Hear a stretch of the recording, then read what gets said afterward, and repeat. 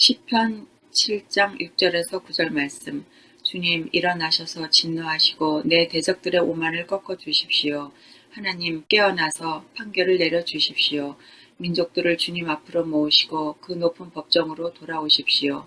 주께서는 민족들을 재판하시는 분이시니 내 의와 내 성실함을 따라 나를 판단해 주십시오. 악한 자의 악행을 뿌리 뽑아 주시고 의인에게는 마땅한 보상을 해 주십시오. 주님은 의로우신 하나님, 사람의 마음속과 뱃속까지 낱낱이 살피시는 분이십니다. 창세기 18장 23절에서 26절 말씀. 아브라함이 주께 가까이 가서 아뢰었다. 주께서 의인을 기어이 악인과 함께 쓸어버리시렵니까? 그 성 안에 의인이 50명 있으면 어떻게 하시겠습니까? 그래도 주께서는 그 성을 기어이 쓸어버리시렵니까? 의인 50명을 보시고서도 그 성을 용서하지 않으시렵니까? 그처럼 의인을 악인과 함께 죽게 하시는 것은 주께서 하실 일이 아닙니다. 의인을 악인과 똑같이 보시는 것도 주께서 하실 일이 아닌 줄 압니다. 세상을 심판하시는 분께서는 공정하게 판단하셔야 하지 않겠습니까? 주께서 대답하셨다. 소돔성에서 내가 의인 50명만을 찾을 수 있으면 그들을 보아서라도 그 성 전체를 용서하겠다. 미가서 6장 6절에서 8절 말씀. 내가 주님 앞에 나아갈 때 높으신 하나님께 예배드릴 때 무엇을 가지고 가야 합니까? 번제물로 바칠 1년 된 송아지를 가지고 가면 됩니까? 수천 마리의 양이나 수만의 강주기를 채울 올리브 기름을 드리면 주께서 기뻐하시겠습니까? 내 허물을 벗겨 주시기를 빌면서 내 맏아들이라도 주님께 바쳐야 합니까? 내가 지은 죄를 용서하여 주시기를 빌면서 이 몸의 열매를 주님께 바쳐야 합니까? 너 사람아, 무엇이 착한 일인지를 주께서 이미 말씀하셨다. 주께서 너에게 요구하시는 것이 무엇인지도 이미 말씀하셨다. 오로지 공의를 실천하며 인자를 사랑하며 겸손히 내 하나님과 함께 행하는 것이 아니냐. 시편 146장 6절에서 9절 말씀. 주님은 하늘과 땅과 바닷속에 있는 모든 것을 지으시며 영원히 신의를 지키시며 억눌린 사람을 위해 공의로 재판하시며 굶주린 사람에게 먹을 것을 주시며 감옥에 갇힌 죄수를 석방시켜 주시며 눈먼 사람에게 눈을 뜨게 해주시고 낮은 곳에 있는 사람을 일으켜 세우시는 분이시다. 주님은 의인을 사랑하시고 나그네를 지켜주시고 고아와 과부를 도와주시지만 악인의 길은 멸망으로 이끄신다.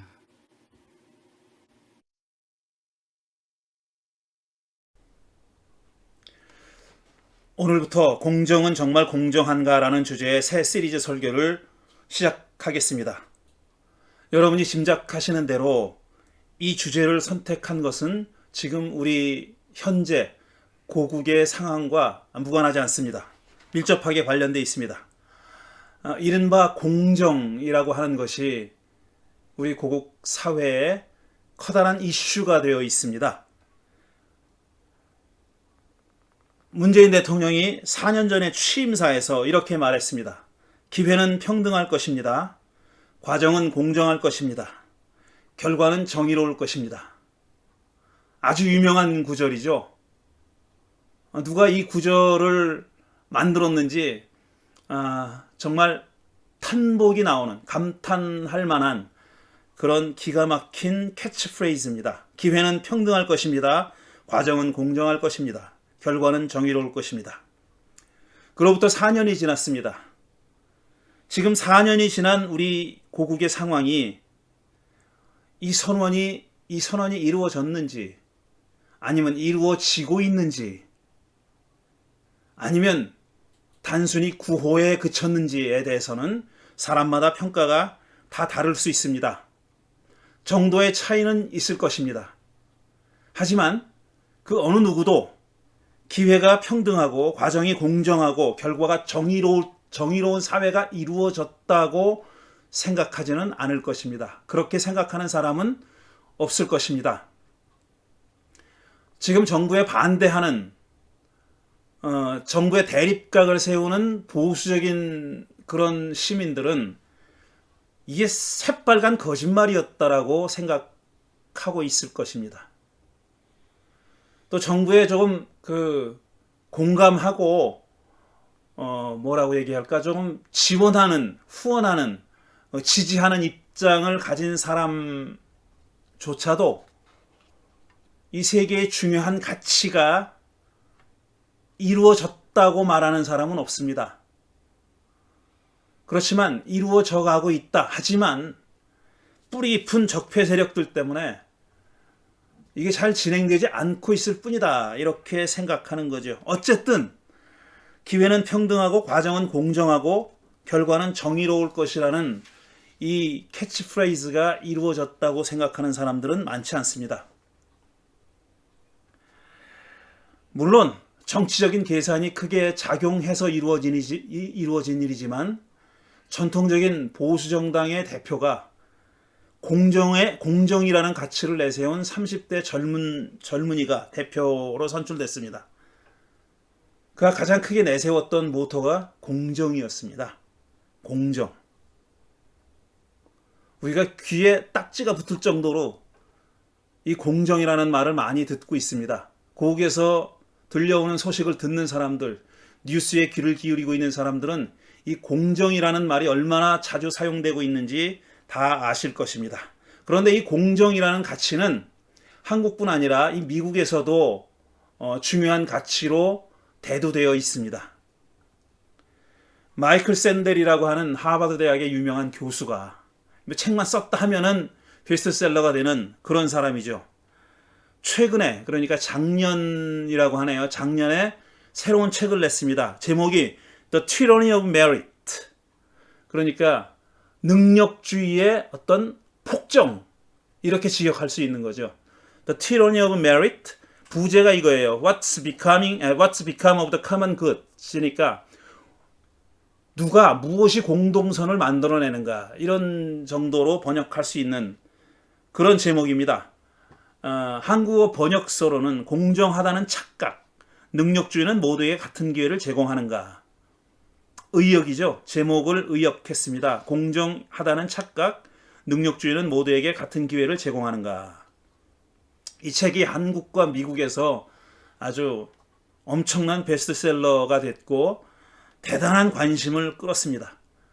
저는 이 책을 읽어보지 못했습니다. 이실직고 하겠습니다. 읽어보고 하는 얘기가 아니라 계속 찾아보니까 이 책의 내용이 어떤 것이라는 것을 어느 정도는 알게 됐습니다. 이 책에 대한 얘기를 조금 해볼까 합니다.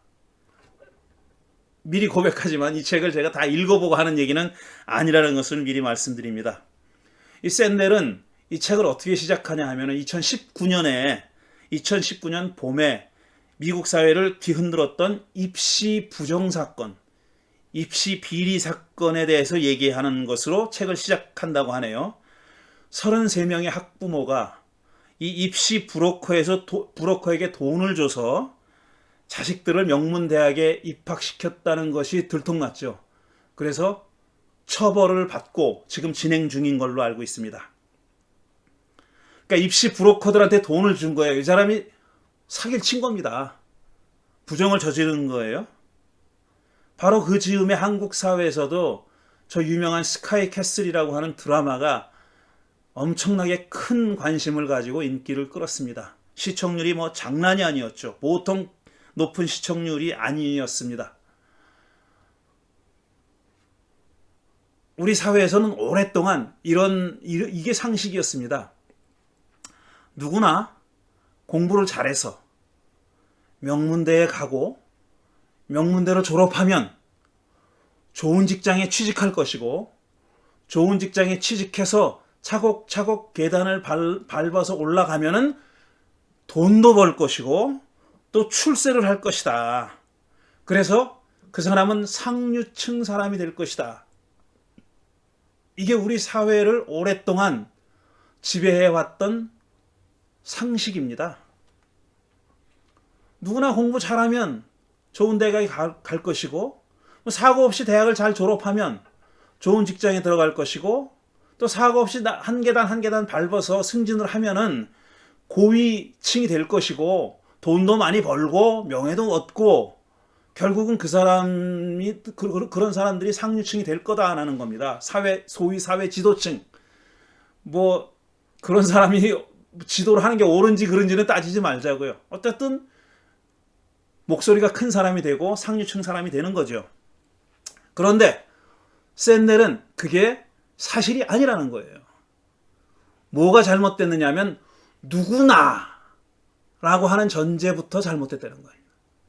누구나 명문대에 들어가면 누구나 좋은 직장에 들어갈 것이고 누구나 좋은 직장에 들어간 그 모든 사람들이 다 크게 돈을 벌고 상류층 사람이 된다. 여기서 누구나가 사실이 아니라는 겁니다. 현실에서는 누구나가 아니라는 거예요. 누구나 그렇게 되는 건 아니라는 겁니다. 그러니까 샌델이 얘기한 거는 모두 다 모든 사람들이 똑같은 출발점에 서 있는 것이 아니다라고 얘기하는 거예요. 모든 사람들이 다 똑같은 출발점에 서 있어가지고 ready, get, set, go 하면 딱 출발을 해가지고 경주를 벌이는 게 아니라는 거예요. 어떤 사람의 출발점은 저 앞에 이미 가 있다는 겁니다. 서로 출발점이 다르다는 거예요. 그게 샌델의 주장입니다. 그게 바로 이른바 누구나 똑같은 출발점에 서 있기 때문에 자기가 갖고 있는 능력을 발휘하면은 이른바 출세할 수 있다는 것이 능력주의인데, 메리토크라시라는 건데, 능력주의라는 건데, 그 능력주의가 신화에 불과하다는 거예요. 그건 사실이 아니라는 겁니다. 왜냐하면 출발점이 다 다르고, 그 다음에 또 모든 사람에게 똑같은 기회가 제공되는 것이 아니라는 것이죠. 그리고 이 능력주의의 폐해를 뭐라고 얘기했냐면은, 그러니까 누구나 능력에 따라서 그렇게 출세할 수 있다는 게 능력주의인데, 능력주의 폐해가 뭐냐면은 그 성공한 사람들은 한없이 오만하게 만들고, 또 실패한 사람은 그 자괴감에서 헤어나지 못하게 만드는 것이 폐해다, 이렇게 주장했다는 겁니다. 그러니까 이른바 개천에서 용난다라는 말은 그건 이미 현실을 반영하지 않는 그런 지나간 흘러간 옛 노래라는 겁니다. 개천에서 용이 안 난다는 겁니다. 그 다음에 또 이런 말 많이 들었잖아요. 여러분도 많이 듣고 자랐을 겁니다. 너만 잘하면 돼. 남들이 뭐라고 하든지 간에 너만 잘하면 너한테 달려있어다. 네가 어떻게 하느냐에 따라서 네 생이 결정되는 거야 라는 말. 샌델은 그 말이 사실이 아니라는 겁니다. 내가 아무리 잘해도 성공하지 못하는 사람들이 있다는 거예요. 왜냐? 출발점이 다르기 때문에.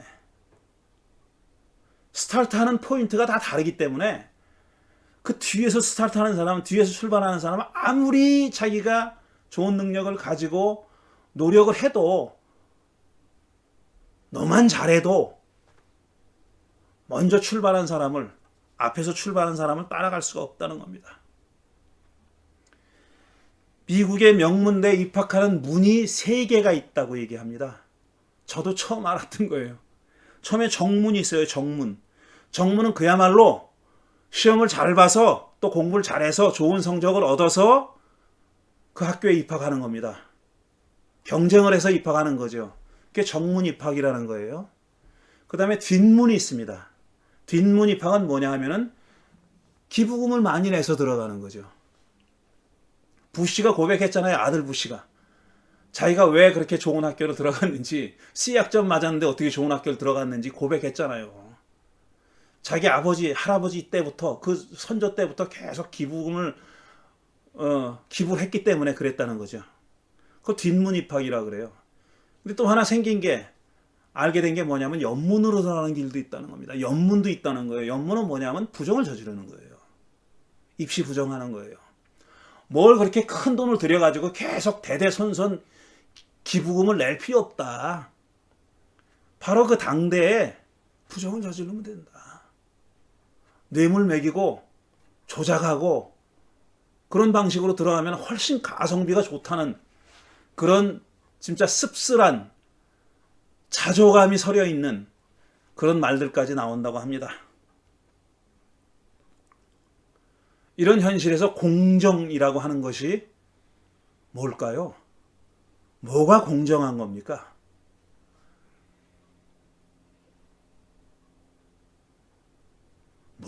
어떻게 하는 게 공정한 겁니까? 여러분도 한 번쯤 보셨음직한 그런 그림이 있죠. 첫 번째 그림을 보여드리겠습니다.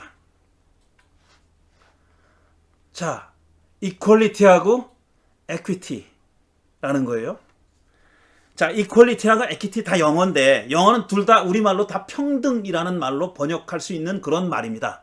그런데 그 중에서도 이퀄리티는 평등 중에서도 균등에 가까운 뜻을 가지고 있다는 거예요. 그러니까 기회가 균등하다. 똑같은 기회가 주어져야 된다. 이런 뜻으로 말할 때 이퀄리티라는 말을 쓴다는 겁니다. 지금 발판 세 개가 똑같은 발판이 세 사람한테 주어졌어요. 서로 키가 다른 세 사람에게 똑같은 발판이 주어져 있습니다. 그러니까 키가 큰 사람은 넉넉하게 담장 너머에서 벌어지고 있는 경기를 구경할 수 있습니다. 그렇지만 키가 작은 사람은 담장에 가로막혀서 보지 못하는 거예요. 하지만 이 사람들에게도 평등한 기회가 주어졌습니다. 똑같은 높이의 발판이 주어진 거죠. 이에 반해서 에퀴티는 뭐냐면은 그 균등이라는 말보다는 공평이라는 말로 번역할 수 있다는 거죠. 키가 작은 사람에게는 발판이 두 개가 주어졌어요. 키가 큰 사람에게는 발판이 주어지지 않아요. 그래도 이 사람은 담장 너머에 경기를 구경할 수 있습니다. 발판을 하나 받은 가운데 있는 사람도 구경할 수 있어요. 발판을 두 개 받은 이 키가 작은 어린아이는 이때서야 비로소 경기를 구경할 수 있는 겁니다. 이게 똑같은 평등이라는 말로 번역할 수 있지만 이퀄리티랑 에퀴티는 이렇게 다르다는 겁니다. 하나는 균등이고 하나는 공평이라는 것이죠. 키 작은 사람도 담장 너머로 경기가 벌어지는 것을 볼 수 있게 하기 위해서는 발판이 두 개 주어져야 된다. 이겁니다. 사람마다 다 키가 다르기 때문에 갖고 태어난 그런 그 사람의 어떤 그 질이 다 다르기 때문에 성격이 다 다르기 때문에 그 성격에 맞게 그 최소한의 어떤 그 삶의 가치를, 보람을, 의미를 찾을 수 있도록 성취감을 느낄 수 있도록 해주기 위해서는 서로 다른 조건이 주어져야 된다는 것입니다. 그러니까 키 작은 사람에게는 높은 발판이 주어져야 하는 것이 바로 공정이다. 이렇게 주장하는 사람들이 있습니다. 하지만 또 다른 쪽의 사람은 어떻게 사람들한테 이렇게 다른 발판을 주는 걸 공정하다고 말할 수 있느냐라고 주장하는 사람들이 있습니다. 공정은 모든 사람이 똑같은 출발선에서 출발해야 그게 공정한 것이지 어떤 사람은 더 앞에서 출발할 수 있도록 그 사람이 다리가 짧다고 해서 키가 작다고 해서 달리는 속도가 느리다고 해가지고 출발선이 다르게 주어진다는 것은 그거 공정한 게 아니다라고 주장하는 사람들이 있습니다. 다 일리가 있죠.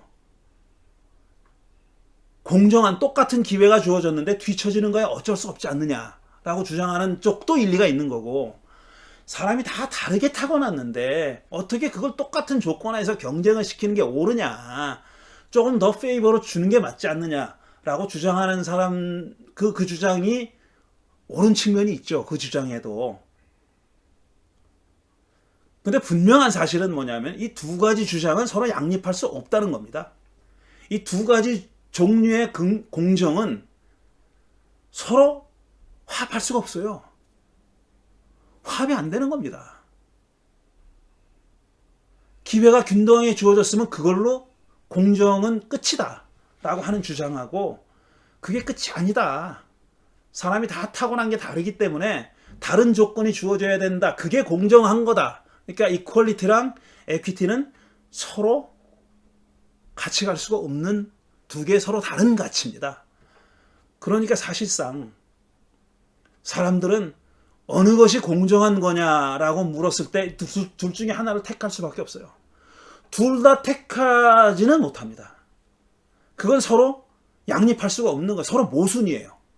둘 다 택할 수는 없어요. 둘 중에 하나를 택할 수밖에 없습니다. 그런데 이것만 해도 사실상 참 안타까운 현실인데 진짜 현실은 이거보다 더하다는 겁니다. 그 다음 그림을 보여주십시오. 자 보세요. 이퀄리티랑 에퀴티가 있어요. 다 보신 그림이에요. 그러나 리얼리티는 뭐냐? 현실은 뭐냐 하면은 어떤 사람은 상반신이 보이지 않을 정도로 높은 여러 개의 발판을 쌓고 그 위에 올라가 있는 사람이 있습니다. 반면에 어떤 사람에게는 발판이 하나도 주어지지 않은 정도를 넘어서서 땅을 파고 땅 밑에 들어가 있는 경우가 있다는 거예요. 이게 지금 우리의 현실이라는 겁니다. 그러니까 이퀄리티가 오르냐 에퀴티가 오르냐라고 주장하는 것은 정말 배부른 사람들의 소리다. 현실은 그거보다 더 심각하고 더 처절하고 더 슬프다는 겁니다. 어떤 사람은 발판 2개, 발판이 없어도 되는 사람에게 그냥 서서 그 사람이 경기를 관람하는 게 아니라 그럼에도 불구하고 발판을 여러 개 쌓아놓고 그 꼭대기에 올라가서 밑에 내려다보는 사람이 있고, 또 어떤 사람은 그냥 평지에 서 있는 정도가 아니라 땅을 파고 그 밑에 들어가 있는 사람이 있다는 겁니다. 이게 우리가 살아가고 있는 현실이라는 겁니다. 그래서 이상주의자들은 그 다음 그림처럼 그렇게 생각하는 겁니다. 그 다음 그림은 이겁니다. 맨 오른쪽에 있는 그림이죠. 이퀄리티는 이렇고 에퀴티는 이렇고 리얼리티는 이런데 정작 해방은 뭐냐면 담장을 없애는 거다. 그러면 누구나 다 키가 크던 작던 경기를 자유롭게 관람할 수 있다는 것이죠. 꿈 같은 세상이죠. 지금 우리의 현실에 비춰보면 꿈 같은 세상, 과연 그런 세상이 올까 싶습니다. 지난 4월에 한국에서 한 의대생이 한강에서 사라졌습니다. 친구와 술을 마시다가 실종됐죠. 그 아들을 잃은 부모는 만방으로 자기 아들의 실종에 대해서 추측을 했습니다. 같이 술을 먹던 친구가 죽이지 않았을까라는 그런 취지로 많은 말들을 쏟아냈습니다.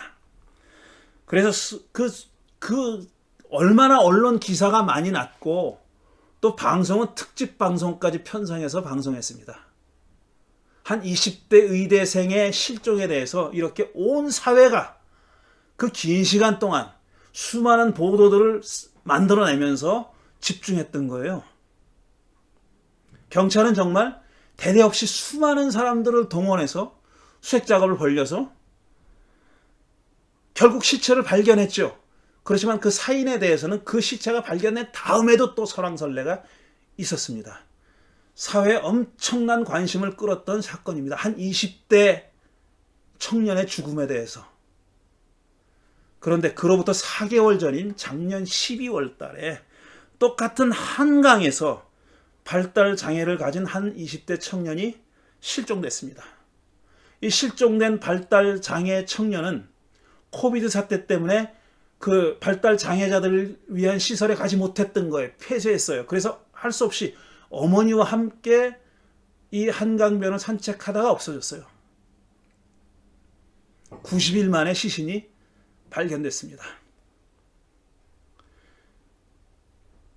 그때 기사에 달려있던 댓글들이, 그 댓글을 읽고 부모가 어떤 마음이었을지 저는 짐작이 안 됩니다. 날씨도 추운데 왜 애를 인적 드문 곳에 데려갔느냐. 보험을 들어놨는지 엄마를 잘 조사해봐라. 이런 댓글들이 있었다는 겁니다. 그렇죠. 어떤 사건에 대해서, 어떤 기사에 대해서도 이렇게 댓글 다는 사람들이 있습니다. 고발당해서 처벌받아야 될 사람들입니다. 물론 20대 의대생의 기사에도 그런 댓글이 달렸겠죠. 그래서 제가 묻고 싶은 질문은 이겁니다. 똑같은 20대 청년이에요. 근데 한 사람의 죽음에 대해서, 한 사람의 실종에 대해서는 이렇게 사회적 관심이 쏟아 부어졌고, 또 다른 한 청년의 죽음에 대해서는, 똑같은 20대 청년의 죽음에 대해서는 이렇게 정말 안타까울 정도로 관심을 기울이지 않는 이게 과연 공정한 건가? 이것도 능력주의인가?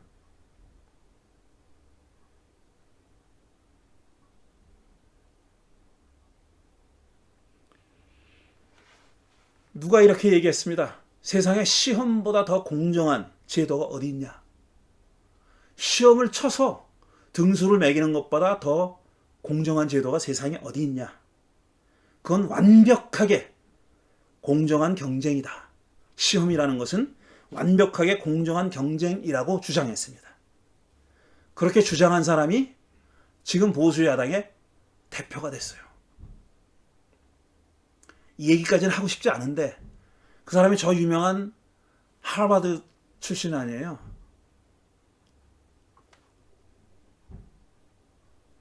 이것까지 묻는 건 좀 치사한데 그 사람도 공정하게 경쟁을 해서 들어갔을까? 이거 말해놓고 후회 안 해. 이거 말하고 싶지는 않은 얘기였는데 세상의 모든 시험이 다 그렇게 완벽하게 공정하지는 않습니다. 아니 출발선이 똑같이 놓여졌다고 해도 현실 세상에서 벌어지는 시험은 다 그렇게 공정하지는 않습니다. 어떤 제도도 어떤 경쟁 제도도 시험 점수만 가지고 객관적인 시험 성적만 가지고 뽑지는 않습니다. 또 그걸 공정하다고 생각하지도 않습니다. 객관적으로 시험 성적만 가지고 선발하는 것을 완벽하게 공정하다고 얘기하지 않아요. 그래서 그 다른 어떤 그 요소들을 고려하는 거 아니에요. 생활 기록부도 보는 것이고 그 사람의 어떤 커뮤니티 봉사도 보는 것이고 그 사람이 무슨 일을 시험 보는 것 이외에 다른 어떤 일들을 했는지 하는 것도 보는 거 아닙니까? 시험 성적만이 완벽하게 공정한 제도가 아니기 때문에 그렇게 하는 건 아니에요. 다시 말씀드리지만 샌드는 이렇게 얘기했어요. 능력주의의 메리토크래시의 큰 문제는 뭐냐 하면은 승자를 한없이 오만하게 만들고 패배자를 한없이 자괴감에 파묻히게 만드는 그게 제일 문제다. 그 샌델이 주장했다 그래요. 왜 트럼프라는 자가 등장을 해서 대통령이 됐느냐 하는 것은 소위 말해서 능력주의자들이 가지고 있는 위선 때문에 그렇다는 거예요. 그러니까 지금 미국 민주당 사람들이 가지고 있는 리버럴한 엘리트들이 가지고 있는 그 위선 때문에 거기에 반발해서 트럼프에게 표를 몰아줬다는 거죠. 이제는 알게 됐다는 거예요. 그 사람들이 얘기해왔던 공정이 사실상 공정한 게 아니라는 것. 마치 자기들은 똑같은 출발점에 서서 경주를 한 것처럼 얘기하지만 사실은 그들은 똑같은 출발점에 서 있지 않았다는 것을 그들이 아는 겁니다. 트럼프에게 표를 몰아준 사람들이 알았다는 거예요. 그걸 알게 됐다는 거예요. 그래서 그 소위 말해서 리버럴한 엘리트들의 위선을 그걸 보고 그걸 알고 반대편에다가 표를 몰아줬다는 것이요. 물론 그 표가 지혜로웠다고는 생각하지 않아요. 하지만 그 공정, 능력주의를 주장했던 사람들의 위선, 그건 정말 큰 문제라는 거죠. 작년에 소위 대학에서 스카이 대학이라고 얘기하는 대학의 입학생의 55%가 한국 소득 순위 9순위와 10순위 제일 꼭대기에 있는 사람들 집안에서 나왔다고 합니다. 이런 현실에 대해서 우리는 공정이 과연 정말 어떻게 하는 게 공정인가? 뭐가 공정인가? 알고 싶은 겁니다. 저는 성서는 이에 대해서 너무나도 분명하고 뚜렷하게 말하고 있다고 믿어왔어요. 제가 아직까지 갖고 있던 생각은 뭐였냐면 성서는 이퀄리티를 공정하다고 보지 않는다.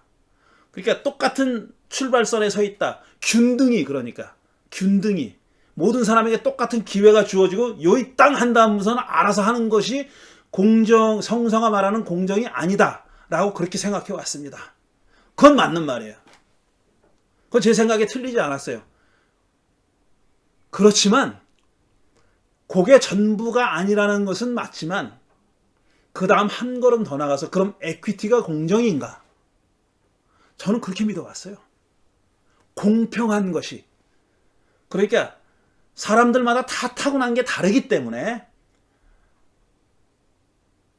그 사람이 출발할 기회도 서로 달리 줘야 된다. 다른 기회를 줘야 된다. 라는 것이 성서가 얘기하는 공정이다라고 그렇게 생각해 왔습니다. 그것도 맞는 말입니다. 하지만 그 둘이 전부 다가 아니라는 걸 알게 된 거예요. 성서가 공정을 얘기할 때 그렇게 단순하지 않습니다. 또 성서는 어떻게 보면은 서로 정반대되는 것을 얘도 공정이고 쟤도 공정이다 이렇게 얘기합니다. 성서에는, 우리말 성서에는 공정이라는 말이 거의 안 나와요. 그 대신 정의나 공의나 아니면은 의로움 이런 말들을 씁니다. 구약성서 히브리 말로는 세데크 혹은 제다카 아니면 미슈파트 아니면 딘 이런 말들을 써요. 이런 말들 다 우리말로 정의라고 아니면 공의라고 번역합니다. 근데 이런 말들이 어떤 맥락에서 어떤 문맥에서 또 어떤 사회적 상황에서 사용되느냐에 따라서 그 뜻이 굉장히 다릅니다. 그래서 성서가 공정을 얘기할 때, 정의를 얘기할 때 굉장히 다양한 뜻을 가지고 얘기하는 거예요. 물론 제가 계속 강조하고 있지만 그것도 다 층위가 있어요. 어떤 의미로 사용됐을 때 그게 가장 높은 자리에 있습니다. 어떤 A라는 의미로 사용했을 때 그게 가장 포괄적이고 가장 규정력이 세다 이거예요. 강하다 이거예요. 또 어떤 B라는 의미로 사용됐을 때 그 말이 맞긴 하지만 덜 규정적이고 덜 상황 지배적이다 이거예요. 그러니까 보편적인 상황에서 사용되는 말이 아니라 바로 그 상황에서는 이런 정의가 옳다 이렇게 얘기한다는 겁니다. 오늘 제가 4구절을 읽었는데요. 시편 7편은 이렇게 얘기해요. 공정이 뭐냐? 정의가 뭐냐 하면 악한 자의 악행을 뿌리 뽑고 의인에게는 마땅한 보상을 해주는 것이 정의다. 공정이다 이렇게 얘기해요. 시편 7편의 시인은 그렇게 노래합니다. 악한 자의 악행은 뿌리 뽑아야 돼요. 심판해야 돼요. 그 다음에 의인에게는 마땅한 보상을 해주는 것. 마땅한 보상을 해주는 것이 그게 정의다. 그게 공정이다 이렇게 얘기해요. 그런데 그 다음에 읽었던 창세기 18장은 전혀 다른 얘기를 합니다. 전혀 다른 얘기를 해요. 아브라함 뭐라고 하나님께 탄원하냐 하면은 의인을 악인과 함께 죽게 하는 것이 공정이 아니라고 얘기해요. 의인이 지금 소돔성에 수많은 사람들이 살고 있는데 거기 의인이 50명만 있다면은 그 50명을 나머지 악인 10,000명이라고 생각해 보세요. 그럼 19,950명 나머지 9,950명하고 같이 50명의 의인을 죽이는 건 그건 공정이 아닙니다. 라고 얘기하면서 하나님을 설득하는 거예요. 50명을 죽게 하면 안 되는 거 아닙니까? 그러니까 저 50명 때문에라도 그 성을 심판하려던 계획을 바꿔주십시오 이렇게 얘기한 겁니다. 말이 안 되는 얘기죠. 그럼 자 50명을 나머지 그 수많은 악인들과 함께 심판하는 것이 공정이 아니라면은 나머지 그 수많은 사람을 50명의 의로움 때문에 살려주는 거는 그건 공정입니까? 지금 아브라함이 그 얘기를 하고 있는 거예요. 50명만 딱 떼어내서 살려주고 나머지는 다 심판하셔도 저는 아무 말도 안 하겠습니다. 이렇게 얘기한 게 아니에요. 그 50명 때문에 다 살려주라는 거예요. 아니 50명 때문에 다 죽이는 게 공정이 아니라면서 그렇다면 50명 때문에 다 살려주는 건 공정이란 얘기입니까? 지금 공평이라는 말이 나오잖아요. 여기 아브라함의 탄원에 공평이라는 말이 나와요. 그게 뭐냐? 공정이에요. 이놈의 공정은 또 무슨 공정입니까? 이거는 또 미가 예언자, 이 예언자는 정말 공정하기만 하면은 종교 따위는 다 쓸데없다고 얘기하는 것처럼 들려요. 그렇게 들립니다. 오로지 공의를 실천하며 인자를 사랑하며 겸손히 하나님과 함께 행하기만 하면 이건 제사를 드리려는 얘기가 아닙니다. 하나님의 계명에 맞춰 살기만 하면 그건 하나님께 제물을 바치는 행위 이따위 것들은 다 필요 없는 짓 아니냐 이겁니다. 하나님이 원하시는 건 그거다라는 거예요. 공의를 실천하고 인자를 사랑하고 하나님의 계명에 따라 살면은 무슨 속죄 제물을 바치고 그래가지고 죄를 용서받고 이따위 것들은 다 할 필요가 없다고 얘기하는 거예요. 공정은 모든 가치에 우선하는 최고의 가치인가? 그것만 있으면 다른 모든 것은 다 필요 없는 것인가? 라는 질문을 미가 예언자가 하게 만드는 겁니다. 이렇게 우리가 너무나 잘 알고 있는 귀절이만 잘 읽어보면은 거기에 많은 문제가 들어있다는 걸 알게 됐어요. 알게 되는 거죠. 마지막으로 시편 146편. 억눌린 사람을 놓아주고 굶주린 자에게 먹을 것을 주고 감옥에 갇힌 자를 석방해 주는 것이 공정이라고 얘기해요. 그게 정의라고 얘기합니다. 눈먼 사람을 눈을 뜨게 해주고 낮은 곳에 있는 사람을 이렇게 세워주는 것이 하나님의 공정이라고, 하나님의 정의라고. 그러면 그 사람이 왜 옥에 갇혔는지, 그 사람은 왜 그 자리에 있는지는 안 물어봐도 되는 건가요? 그건 상관없는 겁니까? 이런 질문은 당연히 할 수 있죠. 옥에 갇혀 있는 사람이 다 똑같은 이유로 갇혀 있는 거 아니에요. 그 모든 사람들을 다 풀어주는 것이 공정입니까? 이 구절만 가지고는 그런 질문을 할 수밖에 없는 거죠. 왜 그 사람이 굶주리는지, 왜 그 사람이 옥에 갇혔는지도 물어봐야 되는 거 아니냐라는 질문이 떠오른다는 얘기입니다. 이퀄리티를 주장하는 사람들은 지가 못나서 굶주리는데 어쩌란 말이야 나보고. 도와주는 것도 한계가 있는 거지. 이렇게 얘기할 거 아니에요. 지금 굶주리는 사람들 똑같은 출발전에서 출발했으니까 우리가 무슨 책임을 더 져야 돼? 이렇게 얘기할 수 있잖아요. 앞으로 이 얘기를 해볼까 합니다. 이거에 관한 얘기. 물론 제가 성서 얘기만 하진 않을 거예요.